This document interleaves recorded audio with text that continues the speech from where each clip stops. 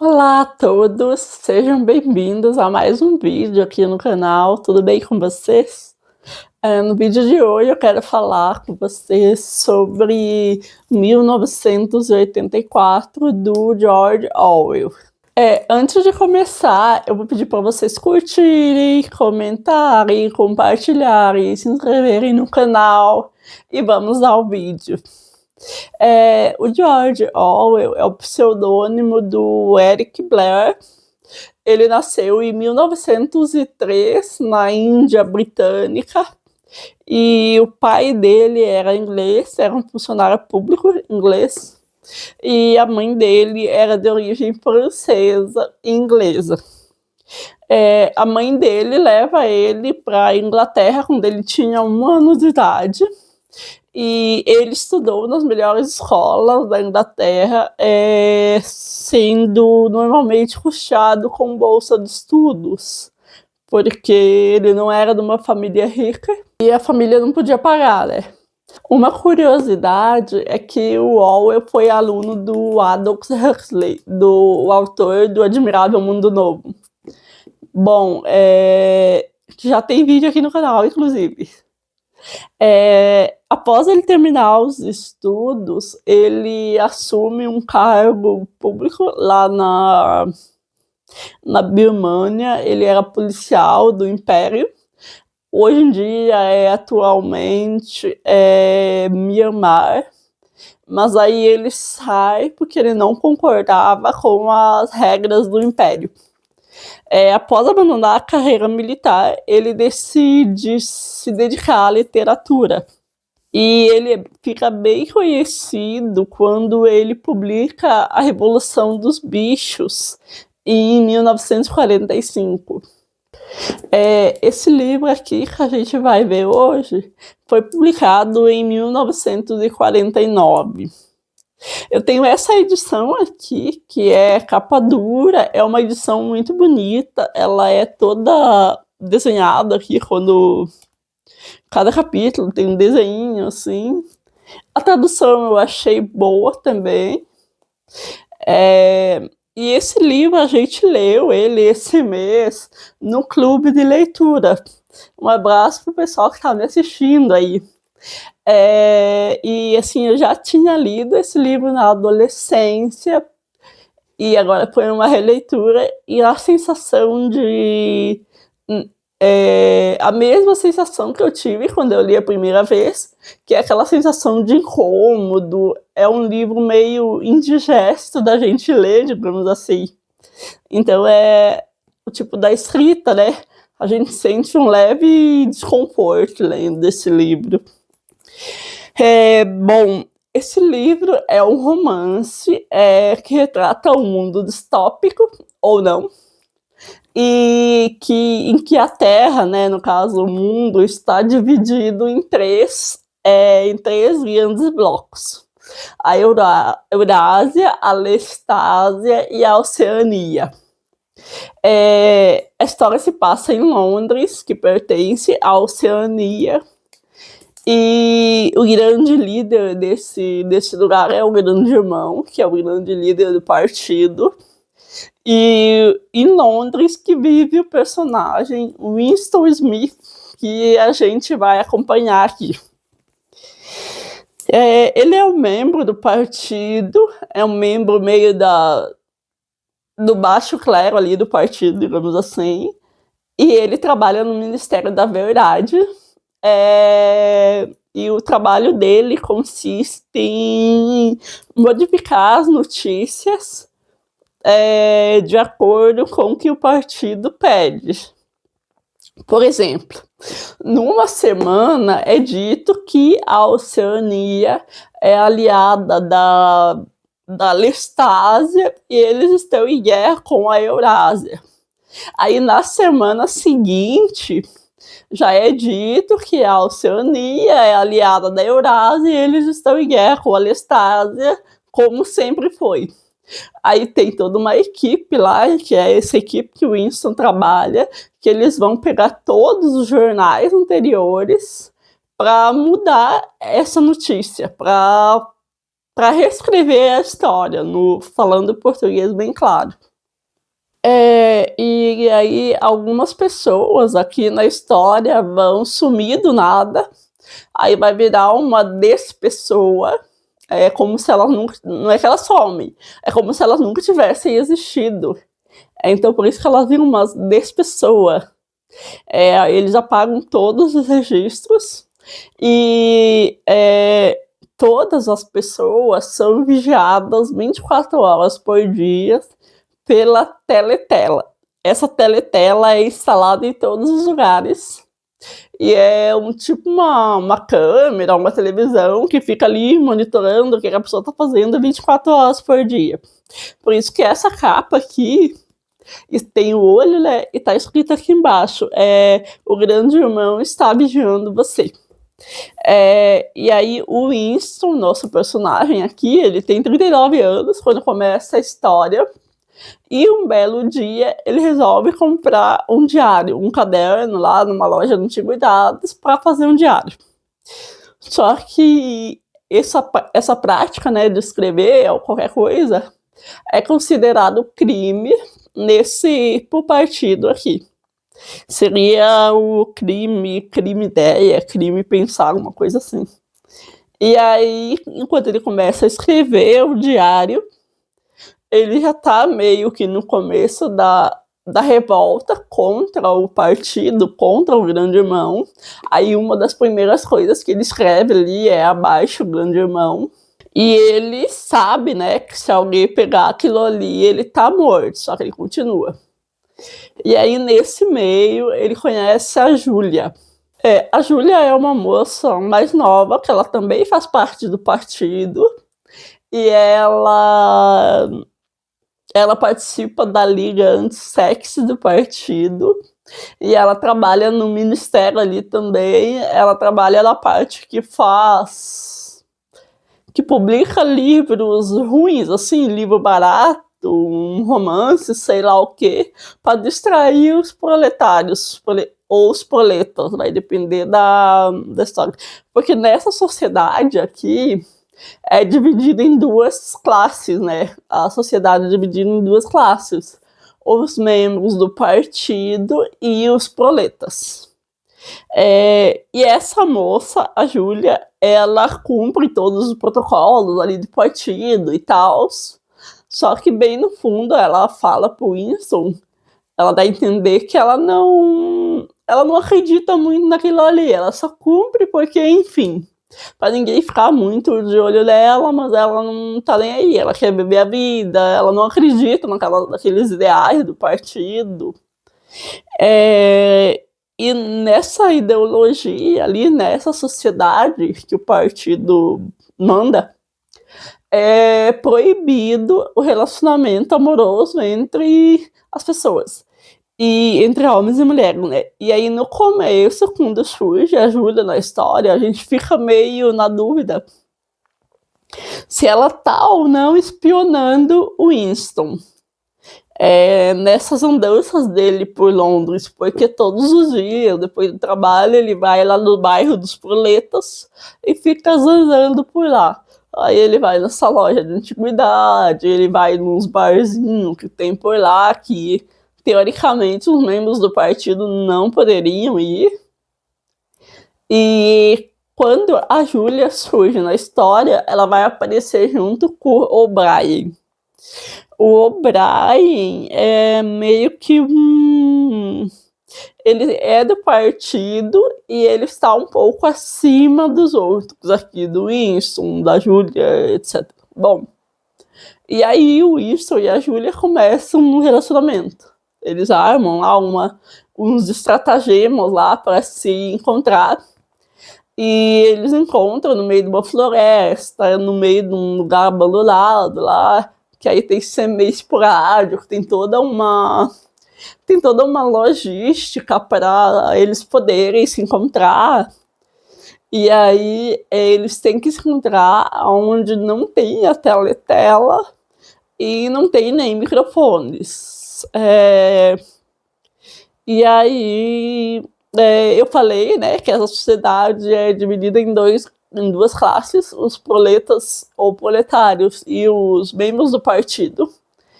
E os proletas, aparentemente, eles têm uma certa liberdade para casar, para constituir família, que dá a impressão que é mais do que os membros do partido. Embora eles também são meio que mantidos ali, né, dentro dessa sociedade. Nessas andanças que o Winston faz pelos bairros dos proletas, ele acha aquela loja de antiguidade que foi onde ele comprou o caderno para fazer o diário. E aí, em cima da loja, o dono dessa loja vai mostrar para ele um quartinho que tinha lá. E aí o Winston resolve alugar esse quartinho para poder se encontrar mais vezes com a Julia em um lugar seguro. E aí, assim, num determinado momento, o O'Brien, que é aquele personagem lá que eu falei que ele aparece, ele dá o endereço dele pro Winston. E o Winston sempre achou, por algum motivo, dentro da cabeça dele, que esse O'Brien seria uma espécie de um conspirador, que ele seria o líder de uma conspiração contra o grande irmão, contra o partido. E aí, um belo dia, o O'Brien dá o endereço dele pro Winston, com o pretexto do Winston pegar o dicionário, o novo dicionário da nova fala, porque aqui tem a questão da novilíngua e da nova fala. E aí o personagem, o Winston, vai até a casa dele, junto com a Julia, num determinado momento, para pegar o tal do livro.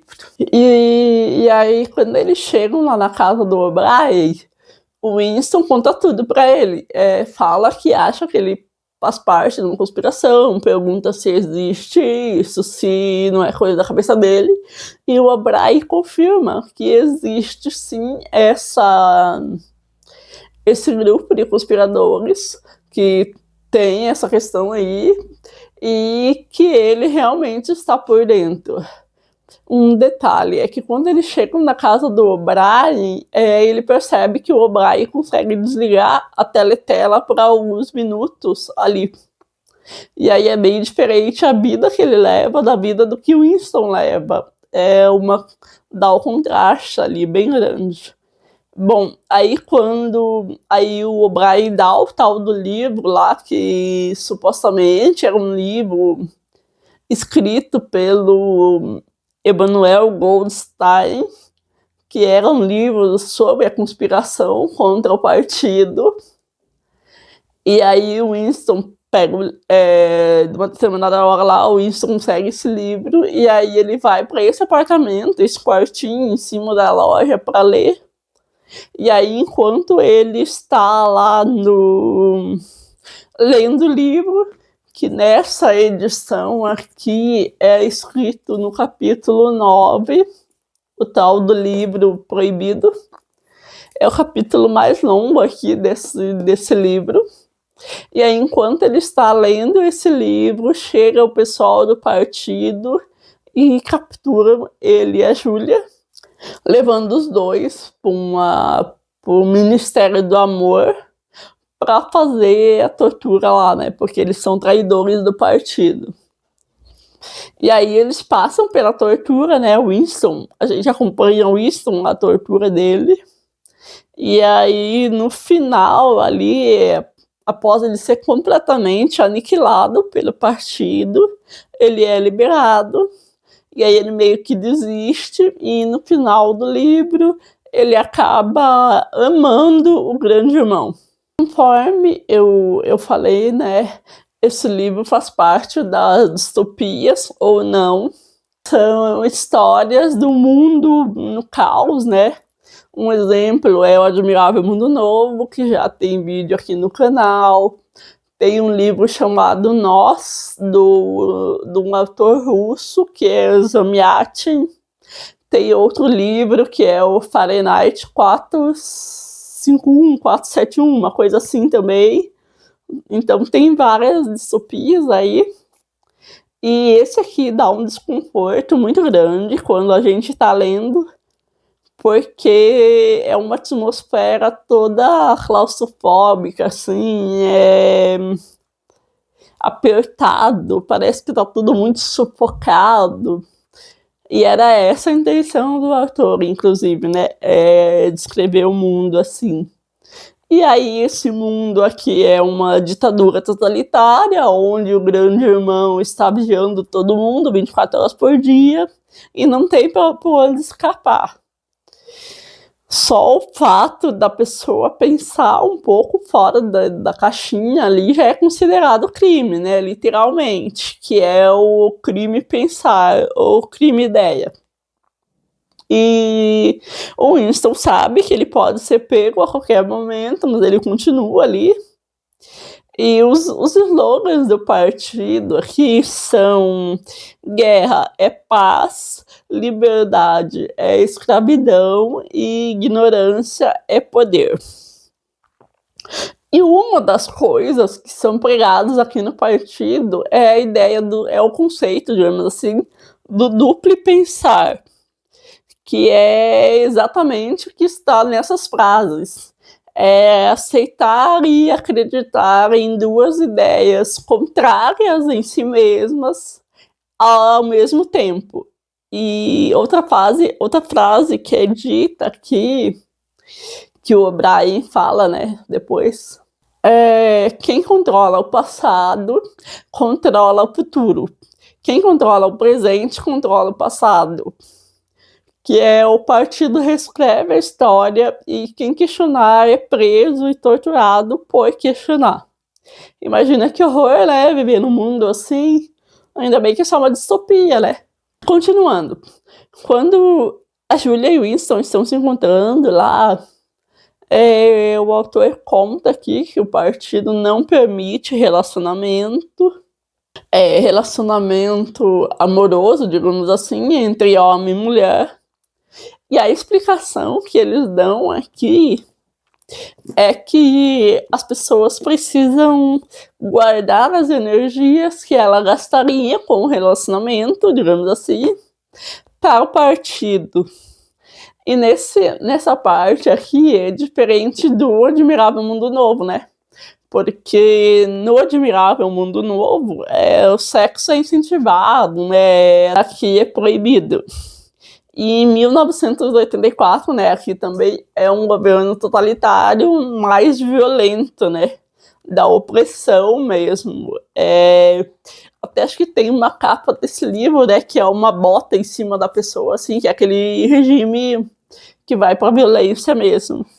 E no Admirável Mundo Novo é como se fosse uma sociedade que já está tão condicionada que já não precisa mais de violência.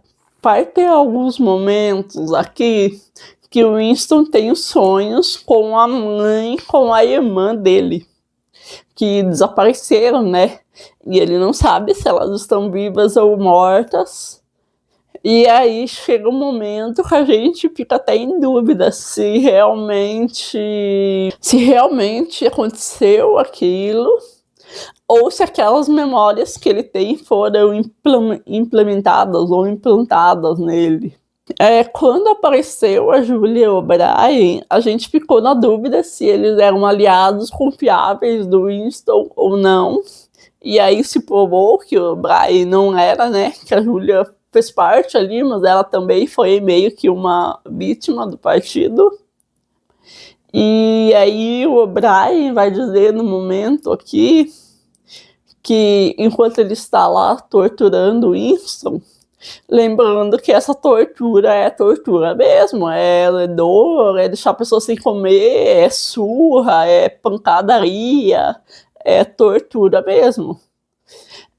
Então, o O'Brien vai dizer nesse momento que o partido já vigiava o Winston já fazia 7 anos. E aí a gente ficou em dúvida por que eles deixaram tanto tempo o Winston para pegar ele, digamos assim, só naquele momento, né? 7 anos depois que eles resolvem capturá-lo. E parece que eles deixaram ele ter um pouquinho de uma amostra do que é a vida humana de verdade, para depois aniquilá-lo completamente, né? E ele e a Júlia comentam também em um momento que jamais trairiam um ao outro. Porém, quando o Winston está sendo torturado, ele tenta manter essa promessa, né, que eles fizeram, que eles não trairiam um ao outro. Só que nesse Ministério do Amor existe a Sala 101. O que é a Sala 101? É a sala onde a pessoa tem contato com o seu maior medo. No caso do Winston, são ratos. E aí o O'Brien vai fazer lá uma tortura usando ratos, e o Winston, que tem pânico de rato, acaba cedendo. E aí ele fala lá na hora, né, que não façam isso comigo, façam isso com a Júlia, mas não façam comigo. E essa parte a gente ficou meio em dúvida também se funcionaria isso na vida real ou não, mas não vem ao caso. Então é como se o último sinal de humanidade nele fosse eliminado de vez quando acontece isso. Enquanto o O'Brien tortura, né, o Winston, ele fica falando ali o que ele quer, explicando o plano para dominar o mundo, explicando como que o partido funciona. E aí a gente comentou lá durante a leitura que parece aqueles vilão da Marvel, assim, que fica falando o que vai fazer e conta todo o plano dele e tal. Mas é exatamente isso. E aí, um pouco dessas torturas, né, nesse Ministério do Amor, o O'Brien vai fazer meio que uma lavagem cerebral no Winston, uma psicoeducação ali com o Winston. E do tipo assim, que ele vai falar lá no momento que 2 mais 2 são 5, se o partido falar que é 5. E quando a Lestat já está em guerra com a Oceania, por exemplo, é porque sempre foi assim, nunca teve mudança. E ele também vai dizer em um momento que a realidade está dentro da cabeça das pessoas, que é possível mudar a realidade se a pessoa mudar o jeito dela pensar. Então assim, né, se eu penso que 2 mais 2 são 5, a realidade vai se transformar e realmente vai ser 5. Aí nessa parte, né, eu estava até fazendo aqui que eu lembrei um vídeo do Ariano Suassuna, que ele vai falar que essa ideologia não se sustenta com um encontro com uma onça, né? Porque se uma onça aparece na tua frente, como que você vai dizer que a onça não existe na realidade? E, assim, outras coisas que me chamaram a atenção é que no momento o O'Brien explica pro Winston que o partido agora entendeu que ele só consegue esse controle total ali porque eles descobriram uma maneira de mudar a metafísica do ser humano. E daí só assim eles conseguem essa dominação por completo do ser humano. Aí ele fala que as outras ideologias antes deles não deram certo porque eles tentavam forçar a pessoa sem mudar a metafísica da pessoa.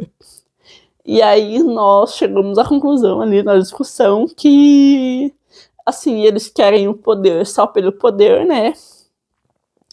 E porque, assim, na metafísica cristã, a natureza do ser humano seria amar a Deus e partindo do pressuposto que a gente foi criado por Deus, então a gente tem que amar a Deus como um filho ama o pai. Só que aqui na metafísica do partido, é o partido que toma esse lugar de Deus. E aí todo mundo tem que amar o partido e amar o Big Brother, ou o grande irmão, né? E aí, com isso, a gente concluiu que essa ideologia, ela é uma ideologia totalmente diabólica, né, nesse sentido. E se nós pararmos para pensar, essas ideologias modernas, seja socialismo, comunismo, fascismo, sei lá o que mais ismo, todas elas visam a esse aniquilamento do ser humano como indivíduo, né? E dar mais valor ao coletivo.